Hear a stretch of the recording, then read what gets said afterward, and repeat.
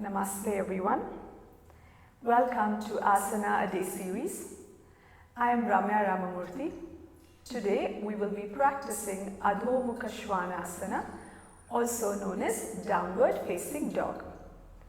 This posture helps to stretch the ankles, calf muscles, hamstrings, entire back and the shoulders.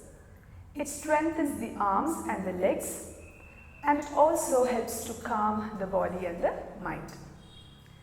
Now, if you have any injuries or health conditions, make sure you have the approval of your physician before practicing yoga. So let's get started. To begin with, we will get into a tabletop position. In tabletop, your knees and feet will be hip width apart with toes pointing back.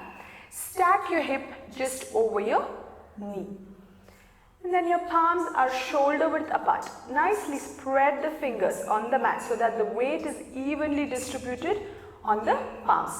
Pressing your palms, keeping your elbows straight, lift your shoulders up. Keep your spine neutral, parallel to the mat. And this is tabletop for you. From tabletop, let's move our palms couple of inches forward.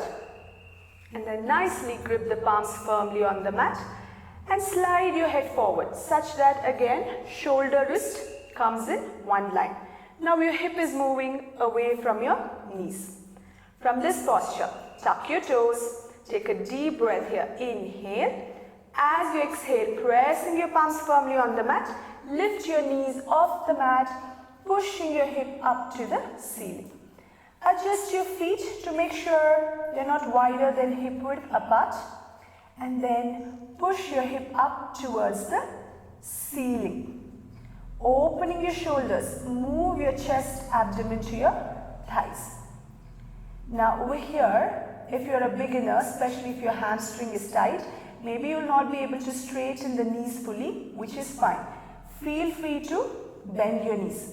If the heels are not touching the mat, that is also okay, which will definitely get better with practice. You can keep your heel off, knees can be bent, but keep pressing your heels towards the mat. And what's very important is that you're lifting your hip, your sit bones towards the ceiling. Now let's look at the distance between your feet and your palms. The distance between your feet and the palm should be such that you're able to lift your hip up. If your feet is too close to your palms, your sit bones will tend to face back. If your feet is too far away from your palms, your hip will come parallel to the mat, both of which we don't need. So adjust the distance such that you're able to lift your hip, your sit bones towards the ceiling. Now let's look at our palms. As I said, your fingers are nicely spread so that weight is evenly distributed on the palms. Keep your elbows straight and open your shoulders. Shoulders are away from your ears. Don't dump it towards the ears. Now once you're lifting your shoulders, opening them, move your chest, your abdomen towards your thighs. As you're doing this, you're lengthening your spine, lengthening your tailbone, and your spine is straight as a stick. Common mistakes. We might tend to round the upper back by moving our shoulders too forward, which is not good. So nicely open your shoulders and lengthen your spine. And another common mistake is we tend to sometimes drop the neck too in or take it too out again, both of which is not good for the neck. So make sure your neck, your head is in line with your arms. And once all the alignments are taken care of, you will gaze at your big toe and hold the posture for 5 to 10 breaths. Keep lengthening your spine, keep opening your shoulders, keep moving your chest to your thighs, and lifting your hip up. Notice a good stretch you're feeling along the entire body, especially the back part of the body. To come out of the posture, take a deep breath in. As you exhale, drop your knees on the mat and relax.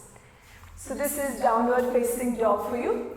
This is one posture which we tend to do a lot of times in a regular yoga class. With practice, we will all get better, getting a much more better lengthening in the spine and a much more better stretch to the entire body. Hamstrings also will open. In the process, you'll also be able to strengthen your body. Thank you for joining me. Namaste.